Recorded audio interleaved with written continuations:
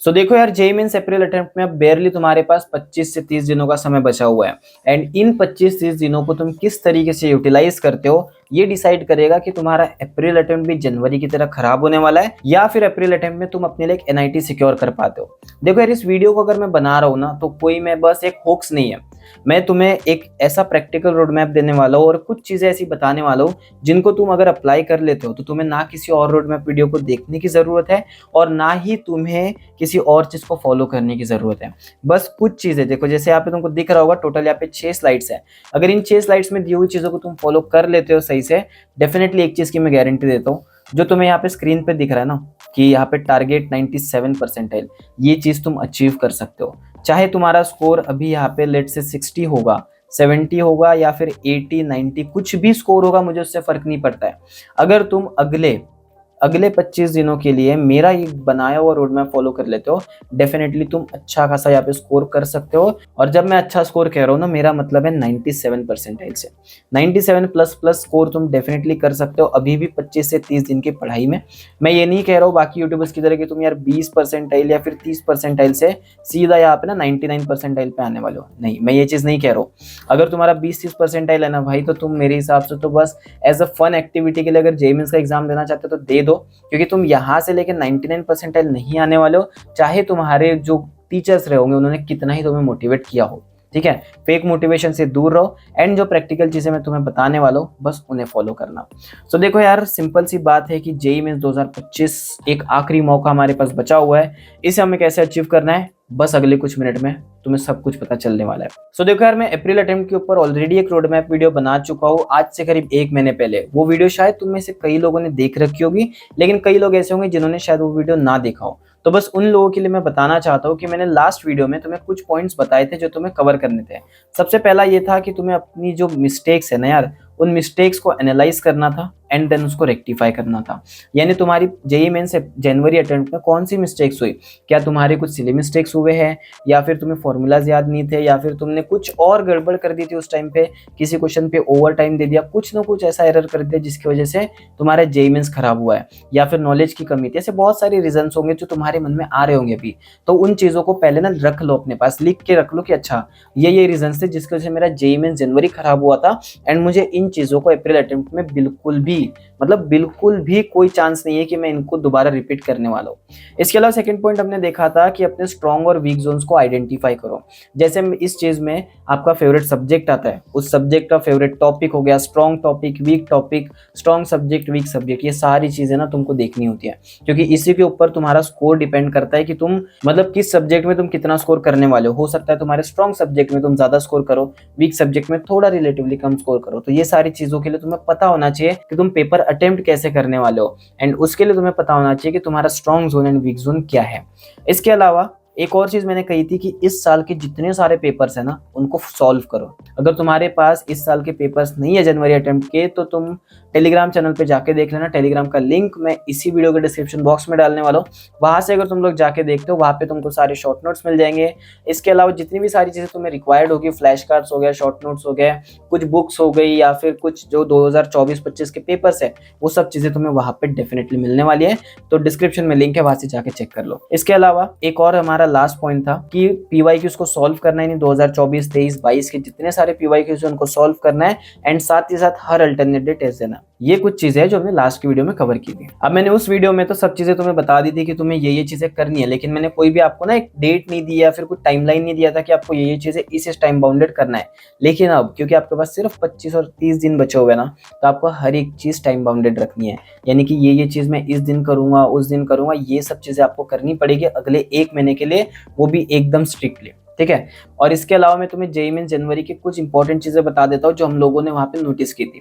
सबसे पहली बात क्या थी कि यार जेई मेंस जनवरी में ना सारा का सारा वेटेज हिल चुका था। अगर आप लोगों ने भी पेपर दिया है तो आप लोग इजीली जानते हो ये चीज कि जिन चैप्टर्स को आप हाईली मतलब कंसीडर करते थे ना कि इसके एक्सपेक्टेड क्वेश्चंस बहुत ज्यादा है, उसके क्वेश्चंस कम बने हैं, एंड जिनसे आपको पता था कि यार इससे तो क्वेश्चन ही नहीं बनने वाला है, उन चैप्टर से क्वेश्चंस बने हुए हैं। तो इस बार आपको ना ये गलती नहीं करनी है कि आप जाके सोच के जाओ कि ये मेरे इतने इतने हाई वेटेज वाले चैप्टर करके जा रहा हूँ तो इतने इतने क्वेश्चंस बन जाएंगे। ये चीज लास्ट ईयर तक वर्क कर रही थी, उसके पहले भी वर्क करती थी, हर साल वर्क करती थी, बस इस साल थोड़ा एक्सेप्शन हुआ है। तो मे बी अप्रैल में भी यही सेम चीज कंटिन्यू रह सकती है। इसके अलावा यहाँ पे देखो यार 99 परसेंटाइल की अगर हम लोग बात करते हैं, ये चीज भी मैं लास्ट वीडियो में आपको ऑलरेडी बता चुका हूँ। 99 परसेंटाइल फिजिक्स में चाहिए, 75 प्लस स्कोर करना पड़ेगा आपको। इसके अलावा अगर मैथ्स में आपको 99 परसेंटाइल की जरूरत है तो बेयरली 45 से लेके 52 मार्क्स भी अगर आप लेके आ जाते हो ना तो आपका 99 परसेंटाइल मैथ्स में बन जाएगा। इसके अलावा केमिस्ट्री में 68 से लेके 75 परसेंटाइल तक 75 मार्क्स तक देखा गया था कि 98 परसेंटाइल यहाँ पे गया हुआ था। तो ये चीज अपने हिसाब से देख लेना कि इजी शिफ्ट में हो सकता है 75 जाए एंड टफ शिफ्ट में थोड़ा 68 पे चले जाए। इसके अलावा अपना जो मेन टारगेट है ना, अपना मेन वीडियो यहाँ से शुरू होता है। अपना मेन टारगेट है यहाँ पे 97 परसेंटाइल अगले 25 दिनों में। अगर आपकी टफ शिफ्ट होती है ना तो अराउंड 135 से 140 मार्क्स, ऑल्दो इसमें तुम लोग प्लस माइनस 10 कर सकते हो, प्लस ही करना 10 से लेके 15 मार्क्स। तो ये करीब करीब तुम्हारा 140 से ना 150 के अराउंड जा सकता है ये स्कोर, ये चीज ध्यान में रखना। एंड अगर तुम्हारा इजी शिफ्ट आ जाता है तो अराउंड 148 से लेके 155। अब यहाँ पे इसे भी तुम लोग ना थोड़ा 150 से लेके 160 थोड़ा मान सकते हो अगर तुम्हारी इजी शिफ्ट आ जाती है तो। प्रे करना कि थोड़ा मुश्किल शिफ्ट है तो थोड़ा बहुत ना स्कोर का यहाँ पे 20 से 30 मार्क्स इजीली तुम्हारे कम हो जाने वाले हैं। अब इसके बाद अगर तुम्हें एक चीज पता है कि तुम्हें 150 का स्कोर लेके आना है ना, तो तुम्हें अपने आप को प्लान करना पड़ेगा कि यार मैं 150 को डिवाइड कैसे करूँ। अभी तो तुम्हें इस हिसाब से ही चलना पड़ेगा कि यार 150 अगर मुझे लेके आना है ना तो मैं ऐसे करूंगा, ऐसे करूंगा। फिजिक्स में मेरे इतने मार्क्स आएंगे, मैथ्स में इतने मार्क्स आ सकते हैं, केमिस्ट्री में इतने मार्क्स आ सकते हैं। एंड ये मार्क्स तुम्हें एग्जैक्ट नहीं ढूंढने हैं, तुम्हें बस अंदाजा लगाना है कि अगर मेरा फिजिक्स स्ट्रॉन्ग है तो मैं ट्राई करूंगा इसमें 50 प्लस स्कोर करूं, हो सकता है 60 करूं, 70 करूं। अगर मेरा मैथ्स थोड़ा मॉडरेट है मैं उसमें 50 तक के भी लेके आ जाऊं, मेरा वेल एंड गुड है। और अगर मेरा केमिस्ट्री वीक है तो मैं हो सकता है कि जो 20 मार्क्स मैंने यहाँ पे फिजिक्स में कवर किया ना वो मैं केमिस्ट्री में थोड़े कम भी है तो चल जाएगा। तो इस हिसाब से तुम्हें अपने हिसाब से प्लान करना है। मेरा अगर मैं तुम्हें बता दूं, मतलब एक अंदाजा बता दूं, मैं एक एवरेज तो तुम्हारा 50 पर सब्जेक्ट है ही, तो यहाँ पे तुम लोग 70 50 30, सॉरी यहाँ पे 30 लिखाई नहीं दे रहा है, ठीक है 70 50 30 अगर इसको फॉलो करते हो डेफिनेटली तुम्हारा ये भी 150 देता है। तो तुम्हें अपने हिसाब से देखना है, हो सकता है तुम्हारे लिए ये 60 40 50 ये चीज हो, मे भी हो सकती है ये चीज, है ना। तो तुम्हारे लिए अपने हिसाब से चेक करो कि तुम्हें कौन से सब्जेक्ट में ऐसा भरोसा है कि इसमें ज्यादा स्कोर आएगा, किसी में कम आएगा। अब इसके बाद हम लोग आते हैं सीधा हमारे रूटीन पे कि हमको किस तरीके से अगले 25 दिन को स्पेंड करना है। देखो तुम लोग अगर यहाँ पे देखोगे, यहाँ तुम्हें दिखेगा फेज 1, ठीक है। यानी कि क्या है यार, मैंने इस पूरे जो रूटीन को ना यहाँ पे 3 फेजेस में डिवाइड किया हुआ है, तुम देख सकते हो, ठीक है। तो तुम्हें फेज 1 में क्या करना है, फेज 2 में क्या करना है, फेज 3 में क्या करना है, ये सब चीजें मैं तुम्हें साथ साथ बता रहा होगा जिसको तुम्हें फॉलो करना ही करना है। अब देखो ये जो तुम्हारे तीनों फेज है ना, इनको मैंने 5 मार्च से लेके 31 मार्च तक के मैंने तोड़ा हुआ है। अब हो सकता है तुम्हारा पेपर यहाँ पे 31 मार्च मतलब 1 अप्रैल को शायद ना हो सकता है तुम्हारा पेपर यहाँ पे 5 अप्रैल को हो या फिर 7 अप्रैल को, तो इसको थोड़ा बहुत एक्सटेंड कर सकते हो तुम लोग। लेकिन एक जिसका मैं सोच रहा हूँ कि एक वर्स्ट केस सिनारियो कि 1 अप्रैल को जिसका पेपर है उसके लिए ये किस तरीके से काम करेगा, तो मैंने इसलिए 5 मार्च से 31 मार्च तक के बना रखा है। अब ऑल्दो ये वीडियो ना 4 मार्च को आ जानी थी, लेकिन ये वीडियो खुद 5 मार्च को आने वाली है, तो तुम लोग थोड़ा बहुत ना अपने हिसाब से एडजस्टमेंट देख लेना एंड अगेन उसके हिसाब से रीडिजाइन करना। अब देखो तुम ये वीडियो जब भी देखोगे ना, तो तुम्हें अपने डे 1 जो भी होगा तुम्हारा उसमें अपनी गलतियों को एनालाइज करना है। जो गलतियां हम लोग ने वीडियो के स्टार्टिंग में ऑलरेडी कर रखी है, मतलब उसको मेंशन कर रखा है, उन गलतियों को आपको देखना है, उसको एनालाइज करना है, उसको रेक्टिफाई करने का पूरा ट्राई करना है कि ये गलतियां मैं दोबारा अप्रैल अटेम्प्ट में नहीं करने वाला हूँ। ये होगा तुम्हारा पूरा डे 1, इसमें अपना पूरा टाइम स्पेंड करो। तुमको मतलब हर तरीके से देखना है कि क्या यार मेरा सिली मिस्टेक है या फिर फॉर्मूला एरर है, क्या क्या चीजें हो रही है, तुम्हें सब चीजें अपने बारे में पता होनी चाहिए। एंड वो जैसी कर लेते हो ना, नेक्स्ट डे से तुम्हें प्रॉपरली अपनी पढ़ाई करनी है। अब ये वीडियो तुम अगर मान लो 10 मार्च को देख रहे हो तो 10 मार्च को ये काम कर लो, 12 मार्च को देख लो 12 मार्च को कर लो। जब भी तुम ये वीडियो देख रहे हो, कहने का मतलब ये है जब भी तुम ये वीडियो देख रहे होगे ये चीज सबसे पहले दिन तुम्हें करनी है। अब मैं एक चीज जो मैंने अपने हिसाब से बना रखा था मैं आपको बता देता हूँ। अब देखो डे 1 में तो हमने अपनी सारी मिस्टेक्स वगैरह एनालाइज कर लिया। अब इसके बाद सेकंड काम आता है हमारा कि जितने सारे दिस ईयर के क्वेश्चंस है ना उनको सब्जेक्ट वाइज सॉल्व करना है। तुम्हें अभी इस समय पे रिवीजन वगैरह पे ज्यादा ध्यान नहीं देना है। देखो तुम लोगों कई लोग कह रहे होंगे कि 15 दिन में सिलेबस कर लो, 10 दिन में कर लो। भैया मत करो, मेरी बात मानो। तुम्हें अगर रिवीजन करना है ना, उसका बेस्ट मेथड मैं तुम्हें बताता हूँ कि यार इस साल के सारे क्वेश्चंस कर लो, सारे के सारे। टोटल कितने होंगे, अगर 10 शिफ्ट है 75 के हिसाब से पकड़ लो तो 750 तुम्हारे पास टोटल मतलब क्वेश्चंस रहेंगे, जिसमें 250 फिजिक्स रहेंगे, 250 मैथ्स रहेंगे, 250 केमिस्ट्री रहेंगे।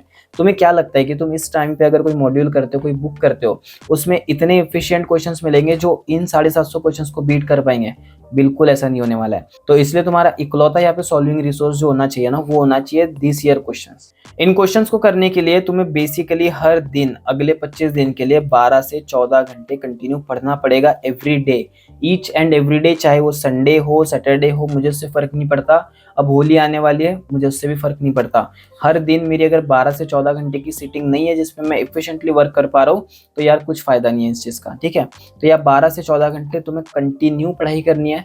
उसमें तुम्हारा एवरेज होना चाहिए, एवरेज एटलीस्ट तुम 10 क्वेश्चंस पर आवर कर पाओ, 10 क्वेश्चंस पर आवर तुम कर पाओ, एटलीस्ट मैं कह रहा हूँ। और तुम चाहो तो इसे 15 से लेके 18 क्वेश्चंस पर आवर भी अगर लेके जाना चाहते हो तो डेफिनेटली वेल एंड गुड, बहुत अच्छा है, लेकिन एटलीस्ट 10 तक तो बिल्कुल लेके जाना है। अब देखो तुमको इसको सॉल्व कैसे करना है। जो तुम्हारा डे 2 एंड डे 3 रहने वाला ना यहाँ पे, क्योंकि डे 1 में तो तुमने जितने सारे एरर थे तुम्हारी उनको रेक्टिफाई कर लिया, एनालाइज कर लिया। अब जो तुम्हारा डे 2 एंड डे 3 है, इसमें तुमको क्या करना है, कोई भी एक सब्जेक्ट उठाना है। हो सकता है तुमने डे 2 डे 3 पे उठा लिया फिजिक्स, मान लो। अब क्योंकि इसके सिर्फ 250 क्वेश्चंस तुमको मिलने वाले हैं, और तुम लोग अगर 12 से लेके 14 घंटे डेली पढ़ते हो और एक ही सब्जेक्ट लेके बैठ लो, ठीक है, बहुत सारी चीजें खिचड़ी नहीं पका देनी कि मैथ्स भी करे, फिजिक्स भी करे, केमिस्ट्री भी कर रहे हैं। तुम एक दिन एक ही सब्जेक्ट करो। यहाँ पे अगर तुम लोग ने फिजिक्स स्टार्ट किया है, 12 घंटे भी अगर मान लो तुम यहाँ पे एफिशिएंटली पढ़ पाते हो एक दिन में, और हर मतलब एवरेज है तुम्हारा कि 10 क्वेश्चंस पर आवर अगर तुम कर पाते हो यहाँ पे, तो अराउंड एक दिन में तुम 120 क्वेश्चंस लगा लोगे। और तुम्हारे पास टोटल है यहाँ पे 250 क्वेश्चंस, तो इसके लिए तुम्हें 2 दिन से ज्यादा यहाँ पे समय लगना नहीं चाहिए। लेकिन फिर भी हम लोग यहाँ पे 3 दिन देने वाले हैं, जहाँ पे देख लो डे 2 एंड डे 3 पे तुमने एक सब्जेक्ट उठाया जिसके तुमने पूरे 250 क्वेश्चंस कर लिए, एंड जो डे 4 रहेगा यानी कि इसका नेक्स्ट डे रहेगा, उसमें तुमने 2024 के भी पीवाईक्यूज कर लिए कुछ कुछ। अब ये पीवाईक्यूज तुम्हें कहाँ से मिलेंगे, ये पीवाईक्यूज तुम्हें मिलेंगे जितने सारे रिवीजन वाले वन शॉट्स होते हैं ना, रिवीजन वाले वन शॉट्स उसमें। अब जैसे अगर तुम फिजिक्स के लिए कर रहे हो तो तुम्हारे पास एड्यूनिटी का वन शॉट मिल जाएगा, या फिर फिजिक्स गैलेक्सी के कुछ कुछ चीजें फॉलो कर लो, तो वो एक दिन ऐसा रहेगा जिसमें तुम्हें 2024 के कुछ कुछ चीजों को फॉलो करना है। उससे क्या हो जाएगा कि इस साल के तो क्वेश्चन तुमने 2 दिन में कवर कर लिए, उसको सीख लिया है ना। मतलब ऐसा नहीं कि तुम्हें हर एक क्वेश्चन आ रहा होगा, लेकिन तुम उसको सीख रहे होगे, एंड उसको जैसे तुम लोग सीख लोगे, या मान लो तुम्हारा यहाँ पे 2 दिन में नहीं होता है, तो ये जो बफर डे है ना तुम्हारे पास एक दिन का, तो तुम लोग इसमें वो कवर कर सकते हो। इसलिए मैंने एक दिन का 2024 पीवाईक्यूज के नाम पे तुम्हें एक दिन एक्स्ट्रा दे के रखा है, जिसमें तुम अगर यहाँ कुछ कम ज्यादा हो जाता है डे 2 डे 3 पे, तुम डे 4 पे उसको डाल सकते हो। ये चीज हो गई तुम्हारी कोई भी एक सब्जेक्ट की। फिर अगर तुम लोग आओ यहाँ पे, जो तुम्हारा सेकंड सब्जेक्ट कौन सा होगा, जो भी तुम्हारा होगा, वो तुम्हारा डे 5 एंड डे 6 पे चलेगा, एंड साथ ही साथ चलेगा डे 7 पे।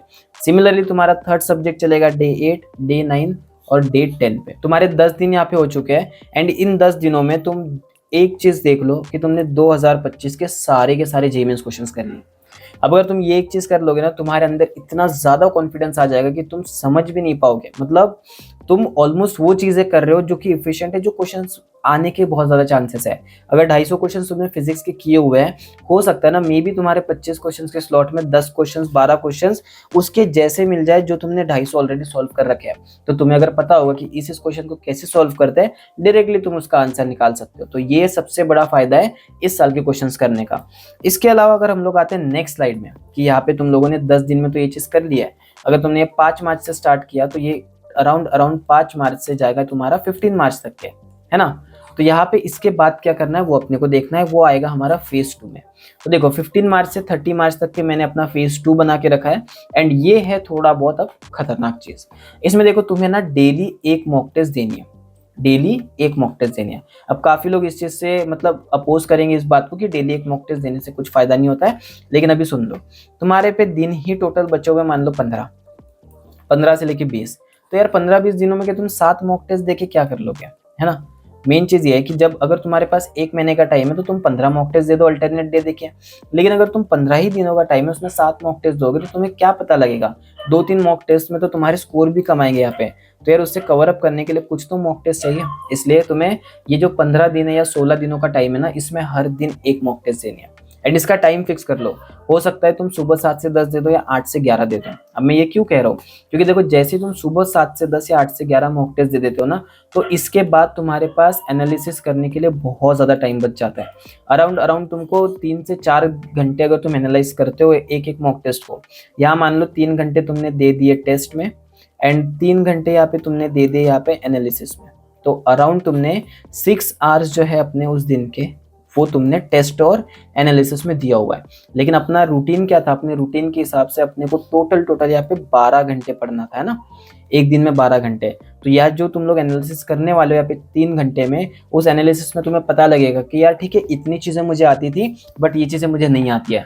तो ये जो 6 घंटे का टाइम यहाँ पे बचने वाला है ना तुम्हारे पास, ये 6 घंटे का टाइम तुम्हें वो सारे टॉपिक्स कवर करने में हेल्प करेगा, जिसकी वजह से क्या होगा कि तुम्हारा अगले दिन का जब मॉक टेस्ट होगा ना, तो अगले दिन के मॉक टेस्ट में तुम एक लेवल ऊपर रहोगे। और तुम क्योंकि यही रूटीन अपना रहे होगे कि तुम सुबह उठोगे, फिर यहाँ पे मॉक टेस्ट दोगे, फिर उसको एनालाइज करोगे, फिर प्रैक्टिस करोगे, फिर सो जाओगे, फिर वेकअप, यही चीज तुम्हारा चलना चाहिए पूरे अराउंड 15 दिन के लिए। तुम लोग अगर ये चीज कर लेते हो ना, तो तुम एक चीज देखो कि तुम ऑलरेडी 750 दिस ईयर क्वेश्चंस कर चुके हो। इसके अलावा तुम लोग अगर 16 मॉक टेस्ट दियो या फिर 15 मॉक टेस्ट दियो, मैं मान के चलता हूँ तुम लोगों ने 16 मॉक टेस्ट दी होगी यहाँ पे, और हर एक मॉक टेस्ट में तुम्हारे पास 75 क्वेश्चंस आए होंगे। तो यानी कि तुम अराउंड यहाँ पे 1000 से भी ज्यादा क्वेश्चंस यहाँ पे ऐसे होंगे जो मॉक टेस्ट के थ्रू तुम कर चुके होंगे। यानी कि ये जो 25 दिनों का टाइम तुम्हारे पास है ना, ये 25 दिनों में अराउंड तुम 1750 के ऊपर क्वेश्चंस कर चुके होंगे। एंड ये सारे क्वेश्चंस कैसे है, 750 क्वेश्चंस है तुम्हारे TYQs जो कि इंपॉर्टेंट होने ही वाले हैं। और ये जो मॉक टेस्ट है, अगर तुमने अच्छी कहीं से इंस्टीट्यूट से मॉक टेस्ट खरीदी होगी, तो डेफिनेटली ये भी बहुत ज़्यादा एनालिसिस करके मॉक टेस्ट बनाते हैं, तो ये भी काफ़ी ज़्यादा इंपॉर्टेंट क्वेश्चंस है। यानी कि तुमने एक महीने के अंदर अराउंड 1800 क्वेश्चंस ऐसे कर लिए हैं जो कि वेरी वेरी इंपॉर्टेंट वाली कैटेगरी में फॉल कर। तो अब मुझे बताओ, अगर तुम ये चीज़ कर लोगे तो कैसे तुम्हारा जेईई मेंस के इसमें स्कोर नहीं आएगा। इसके अलावा तुमको मॉक टेस्ट कैसी देनी है, मॉक टेस्ट अपनी स्ट्रेटेजी से दो। कि जैसे तुम लोगों को पता है कि मुझे ना मैथ्स में 70 मार्क्स चाहिए, मुझे फिजिक्स में मान लो 50 मार्क्स चाहिए, मुझे केमिस्ट्री में मान लो 30 मार्क्स चाहिए। हो सकता है किसी का मैथ्स एक्स्ट्रा ऑर्डिनरी है और फिजिक्स और केमिस्ट्री बहुत खराब है उस केस में, तो तुम लोगों ने अपनी सारी मॉक टेस्ट ऐसी देनी है। अब हो सकता है कि तुम्हें यहाँ पे इसको 70 लाने के लिए यहाँ पे 1.5 घंटा मैथ्स को देना पड़ रहा है, तो दे दो, कोई टेंशन नहीं है। अगर इसको तुम्हें जरूरी नहीं है कि तुम्हें एक घंटा ही अलॉट करना है, तुम हो सकता है मैथ्स को 1.5 आवर्स दे दो। फिजिक्स के लिए मान के चलो तुम लोग दे देते हो यहाँ पे अराउंड 60 मिनट्स, यानी कि 1 घंटा तुम इसको भी दे रहे हो, ठीक है। तो फिर केमिस्ट्री करने के लिए तुम्हारे पास कितना टाइम बचा है, वो बचा है तुम्हारे पास हाफ आवर, ठीक है। अब यहाँ पे देखो, अगर तुम लोगों ने जिस तरीके से अपने स्कोर अलॉट किए, अगर तुम 1.5 घंटा दे रहे हो, तुम्हें 70 मार्क्स मिलने चाहिए, फिर ये चीज की तुम्हारी 15 की 16 सारी मॉक टेस्ट में होना चाहिए श्योरिटी। फिर अगर तुम लोग फिजिक्स में 60 मिनट दे रहे हो ना, तो इसमें तुमको पता होना चाहिए कि तुमको कितने क्वेश्चन अटेम्प्ट करने हैं। एंड केमिस्ट्री में तुम क्यों सिर्फ आधा घंटा दे रहे हो, क्योंकि तुम्हारा टारगेट भी कम है। तो इस हिसाब से अगर तुम करोगे तो जाके ये चीज तुम मेन एग्जाम में फॉलो कर पाओगे। समझ आई बात, समझ आई ये बात। अब देखो सबसे लास्ट और इम्पोर्टेंट चीज फेज 3 हमारा आने वाला है। अब यहाँ पे 30 मार्च से लेके या 31 मार्च से लेके जो भी तुम्हारा टाइम होगा, 30 मार्च से लेके 31 से लेके जितना भी टाइम होगा तुम्हारे D-Day तक, यानी तुम्हारी एग्जामिनेशन डे तक, क्या वहां पे तुमको क्या करना है, वहां तुम्हें ज्यादा मॉक टेस्ट वगैरह नहीं देनी है। प्रैक्टिस के लिए देना चाहते हो डेफिनेटली दे सकते हो, लेकिन उससे बेटर है कि तुम लोग अपने जितने सारे स्ट्रॉन्ग जोन्स है ना, जो तुम्हें ऑलरेडी पता लग चुके हैं, उनको रिवाइज करो। इससे क्या होगा कि तुम्हारे जो स्ट्रॉन्ग जोन के क्वेश्चंस आने वाले ना, वो तुम्हारे से मिस नहीं होने चाहिए, सबसे बड़ी बात ये है। इसके अलावा तुम्हें शॉर्ट नोट्स वगैरह की हेल्प लेना चाहिए, क्योंकि तुम अगर फॉर्मूलाज वगैरह रिवाइज करते हो तो कौन पूरे नोट्स खोले। शॉर्ट नोट्स देखो, फ्लैश कार्ड्स देखो, या फिर फॉर्मूला बुकलेट देखो, उससे अगर तुम फॉर्मूला रिवाइज करते हो डेफिनेटली तुम्हारे लिए हेल्प होने वाला है। एंड सबसे लास्ट में मैं तुम्हें कहना चाहता हूँ यार, ऑल द बेस्ट। देखो अभी ये टाइम बहुत अर्ली है मैं तुम्हें ऑल द बेस्ट कहने के लिए, लेकिन ये तुम्हारे एग्जाम के लिए नहीं है, ये है तुम्हारे प्रिपरेशन के लिए। कि अगले जो तुम्हारे 25 या 30 दिन जो तुम प्रेप करने वाले हो, उसके लिए यार मैं तुम्हें जेन्युइनली विश करना चाह रहा हूँ कि भाई तुम अगले 25 दिन इतनी मेहनत करो, इतनी मेहनत करो कि जो लोग तुमको शायद जनवरी अटेम्प्ट के बाद ज़्यादा तुम्हारे को सीरियस भी नहीं ले रहे होंगे ना, वो लोग भी शायद मतलब रिजल्ट देख के ऐसा सोचे कि भाई इसका कैसे ऐसे रिजल्ट आ सकता है। एंड ट्रस्ट में, तुम अगर 70, 80, 90 पे हो, मुश्किल है बट नामुमकिन नहीं है। तुम इन चीज़ों को अगर प्रॉपरली फॉलो कर पाते हो ना, डेफिनेटली यहाँ से अभी भी 97+ लेके आ सकते हो। बस अपनी एक मॉक अटेम्प्ट स्ट्रेटेजी होनी चाहिए जिसको तुम पेपर सॉल्विंग करने वाले हो, मतलब जिसको पेपर सॉल्व करते हुए भी यूज़ करने वाले हो। एंड सेकेंड चीज़, तुम्हें अपना सारा स्ट्रॉन्ग जोन वीक जोन पता होना चाहिए। अगर तुम्हें ये सब चीज़ें पता है एंड अगर तुम थोड़ा बहुत भी सीरियस हो, तो मेरे हिसाब से अप्रैल अटेम्प्ट तुम्हारा है, तुम इसको डोमिनेट कर सकते हो। बाकी अगर तुम्हें ये वीडियो पसंद आई होगी तो वीडियो को लाइक कर देना। मैं मिलता हूँ आपको अगले वीडियो में।